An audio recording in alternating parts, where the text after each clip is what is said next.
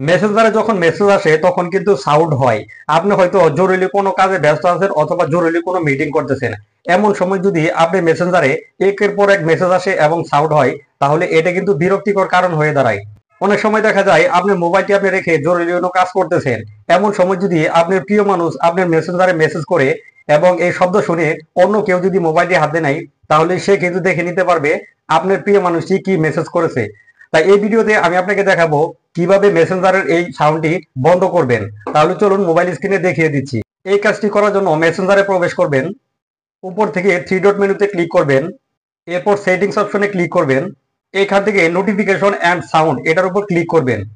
তো এখানে দেখতে পাচ্ছেন এটা অন করা আছে, এটা বন্ধ করার জন্য এটার উপর ট্যাপ করবেন। এরপর এখান থেকে আপনার প্রয়োজন মতো টাইমটা এখান থেকে সিলেকশন করে দিবেন। এরপর এখান থেকে ওকেতে প্রেস করবেন। এরপর দেখবেন এই নোটিফিকেশন এবং সাউন্ডটি বন্ধ হয়ে গেছে।